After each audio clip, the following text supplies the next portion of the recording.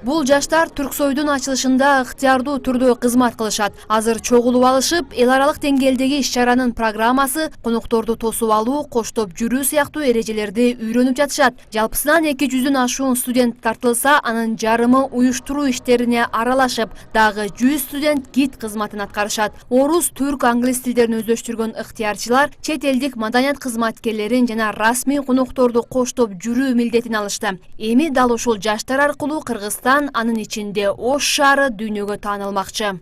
Ош шаарынын тарыхы, Сулаймантоонун тарыхы, ошондой эле Кыргызстандын тарыхы, биздин улуттук урп-адат, каада салт жөнүндөгү маалыматтарды, Сулаймантоонун легендасы жөнүндө маалыматтарды айтып берип, жеринде көрсөтүп, ошол эле учурда бүт программа менен тааныштырганбыз. Түрксойдун ошол иш-чарасына карата өткөрүлүүчү иш-чараны программа боюнча конокторду алып жүрүп, ар бир иш-чарага катыштырууга, ошондой эле аларда дагы кандайдыр бир муктаждыктар жаралып калса, ошону мүмкүн аптека сурап калат, мүмкүн магазин сурап калат, мүмкүн дагы бир кафе сурап калат.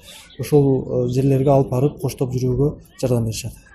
Кыргызстандын аброюн көтөрүүдө Түрксойдун ачылуу аземи да өзгөчө мааниге ээ. Андагы жалпы сахналык көрүнүш үчүн учурда 1000ге чукул студент даярдык көрүүдө. Бирок 20 апрель күнү мэриянын алдында эмес, Борбордук стадиондо өнөрлөрүн тартуулашат. Борбордук аянт деле бош калбайт. Боз үйлөр тигилип, көчмөн элдин каада салт үрп-адаты чагылдырылат. Дал ушул жерде этномода, этномузыка өз күйөрмандарын күтөт. Борбордук аянттан Изюмдун аянты жана Өчпөс от мемориалдык комплексинин аянтына чейин биздин улуттук тамак аштар көргөзмөсү коюлган. Айыл чарба техникумунун аянтынан драма театрыбызга чейин бизде кол өнөрчүлөр жарманкеси уюштурулду. 50 кол өнөрчү мастер-класс көрсөтөт. Ош шаарындагы жана Ош областындагы сакталып калган чувств маданиятындагы кол өнөрчүлөрүнүн өзгөчө түрлөрү менен дарылап жатат да. Ош облустук драма театрынын алдында тартууланчу манасчылык, дастанчылык төкмө акындар айтышы чет элдиктерге көрсөтүүчү дагы бир өзгөчөлүк болот. Ал эми Борбордук стадиондогу салтанатта Ош шаарынын калыптануу тарыхын чагылдыруу максатталууда. Ош шаарынын байыркы шаар катары, түрк дүйнөсү маданий борбор катары эмнеси менен татыктуу болгон, ошону чагылдырган мазмундуу пролог менен коштолгон.